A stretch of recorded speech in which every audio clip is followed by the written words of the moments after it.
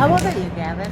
I'm 38. Oh, How old are you? I'm 46. You look a lot younger than that. Are you having a blast out here in San Francisco? Yes, we're Are you having fun? you're the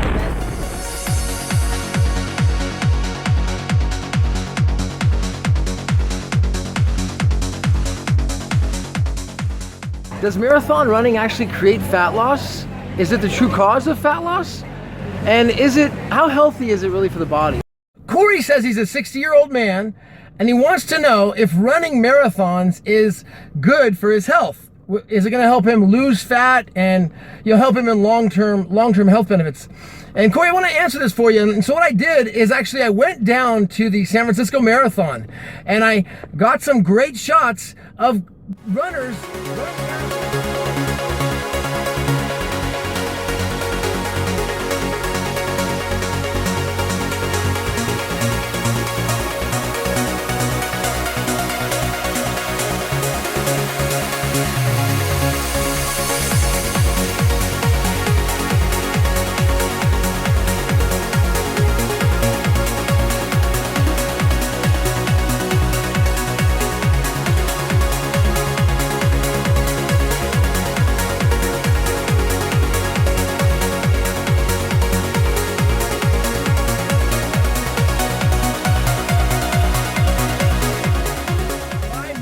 Running is not natural for the body.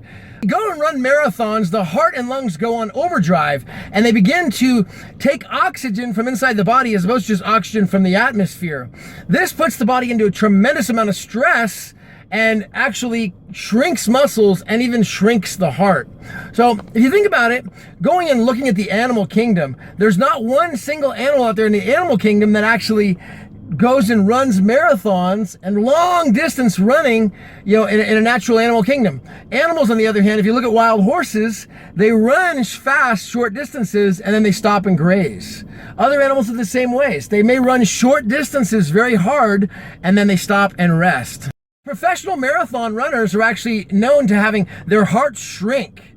And it's commonly known to see marathon runners die as they cross the finish line. It's happened many times. 有事吗？不能让他跑了。别跑了，放偏！救援，把铁放开，把铁放开。挡一下，来， Just look at it from a very simple, common sense perspective. Look at somebody who's running short distances, like an Olympic athlete running 100-meter dashes, and then look at a guy who's a marathon runner in the Olympics, and their bodies are very, very different. So what can we do as opposed to running marathons if we want to lose the maximum amount of fat and still have great health?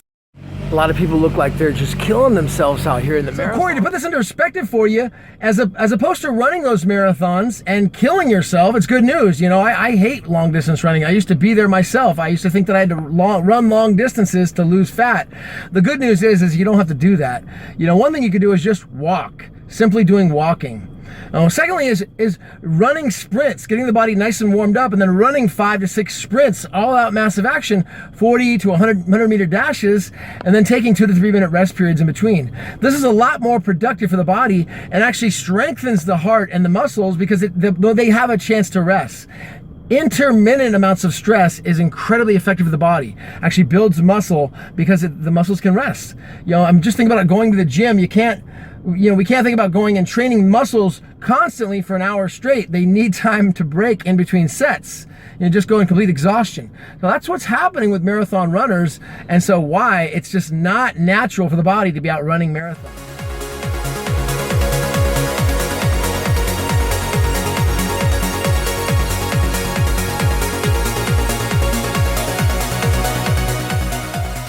It's a nice, beautiful day, and it's 70 degrees out here in California. Even during the winter time, before it hits winter, I'm gonna get outside and get some sun, and take my shirt off and catch some vitamin D in my skin, because vitamin D helps to prevent illness in the future. It's a known fact that people who get enough vitamin D from the sun, not from supplements, but not enough vitamin D from the sun itself, they're not getting sick, they're not getting ill, because vitamin D is like essential in all parts of the body. So getting out there and walking, you know, and just being outside and moving around, moving the body, taking a lunch break and walking. Whenever I go and do walking, I'm gonna make sure I stay in that fasted state, pushing my breakfast out as far as I can, and then go for walking, and then still waiting a couple of hours afterwards before I eat. And what I've noticed tremendously, if you haven't tried this already, is my hunger does not pick up when I walk at a normal pace. I'm not talking about speed walking and, you know, running. I'm talking about just walking at a good normal pace, healthy walk, healthy pace. It's not accelerating my appetite, so I can still stay in a fasted state, and then my appetite doesn't go to the moon. Now, with that marathon running, what happens is my appetite, you know, running long distances like that, the appetite goes insane. After a while, it starts to go really, really high and pick up. And then all of a sudden, the 500 calories or 1,000 calories, whatever you burn in that long run, is pretty much obsolete.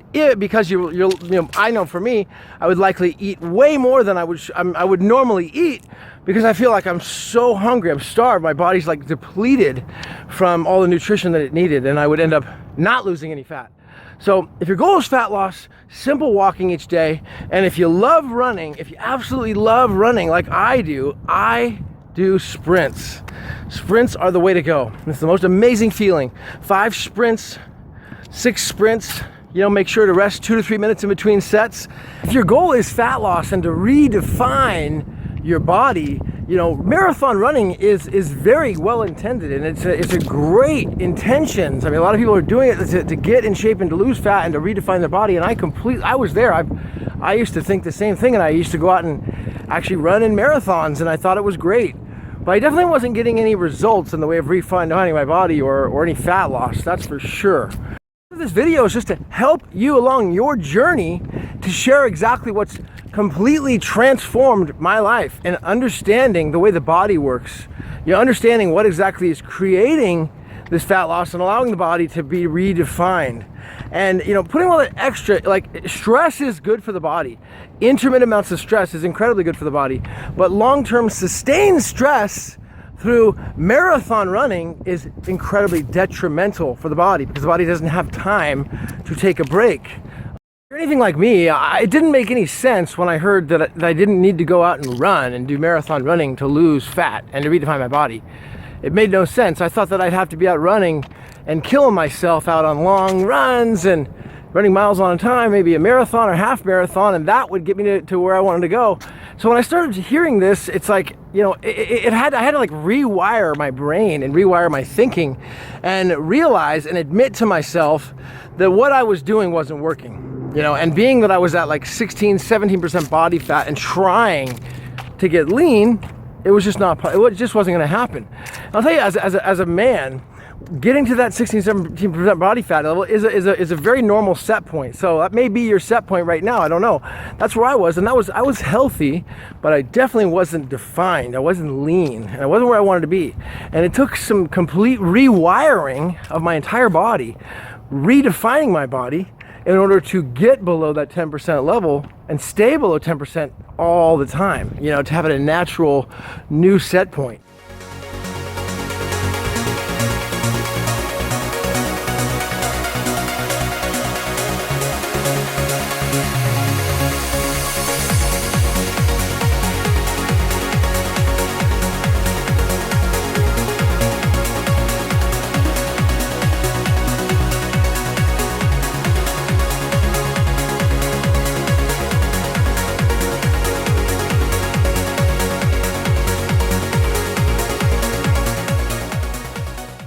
Got the San Francisco Marathon today. Thousands and thousands and thousands of people are just passing by me right now, and they're all excited about running this marathon, and I commend them for it. I'm really proud of them, because I'm not running, and I don't run. I don't even do cardio or anything like that, but I still stay lean and shredded.